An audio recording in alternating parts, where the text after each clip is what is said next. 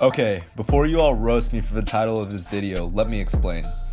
Of course, Derrick Rose isn't literally back at his MVP form. 2011 Rose was definitely one of the most explosive and impactful playmakers in the entire league. His game is totally different now today, and his body just can't really sustain the same workload he had in his early 20s, especially after all those injuries. But what I'm saying is, once you look deep at some of the advanced numbers Rose is putting up this season, you can see that he's impacting aspects of the game reminiscent of what he did in his best years. What's going on, YouTube? It's your boy Peter Swish, and we're going to be diving into what Derrick Rose has been doing in the 2018 to 2019 NBA season so far. Through 20 games this season, Rose is averaging 19 points, 4.4 assists, and 2.6 rebounds, all while playing only 29.5 minutes a game. Now, what's been most impressive to me is the way he is scoring now. He has completely revamped how his game is played and significantly reworked his jump shot. He is a more calculated player now and picks his spots really effectively in game. This is reflected by a career-high shooting percentage. He is shooting 49.8% from the field, 48.6% from three, and 85.5% from the line. Early in his career, Rose was an astounding slasher, but an abysmal shooter. And now he has turned into a very efficient perimeter threat. Now let's look at his per 36 minute numbers compared to his MVP year.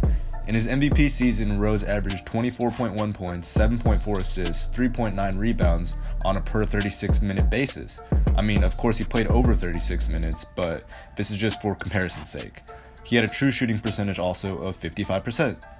This season, per 36 minutes, he is averaging 23.1 points, 5.4 assists, and 4 rebounds, all while shooting over a 60% true shooting percentage, which is insane. Obviously, playing less minutes right now in his bench role, Rose comes in as a go-to scorer and playmaker for the Wolves. His advanced offensive numbers are actually very comparable to his MVP season on a per 36 minute normalized basis. And right now, he is actually even more efficient with his true shooting percentage. His MVP player efficiency rating was actually 23.5, and his current player efficiency rating sits at a 20.6. This really does speak volumes about the impact he has off the bench right now in a smaller role.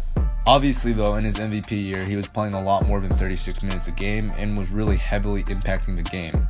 And this is reflected by his insane .208 win share per 48 minutes. After all the injuries, Rose obviously isn't going to play that big of a role right now, but is still excelling in his bench role on the T-Wolves, and he boasts a win share per 48 of 0.146, which is over the league average of 0.1. Again, let me reiterate, I'm not saying that Rose is back at his MVP level. That would be completely impossible, of course, but Rose right now is able to impact the game in certain aspects similar to his peak. I think this really speaks volumes about how much work he's put in and how he has adapted his game to be more sustainable in the league. Rose mentioned that one of his goals right now is to win the 6th Man of the Year award. Judging by his insane offensive numbers and efficiency so far this season, he is no doubt the 6th Man of the Year in my mind. Not only that, he is on track to win the Comeback Player of the Year after having a really down year last year in Cleveland. Derrick Rose isn't the same player as before, but he is really writing a new chapter in his career and making him mean something.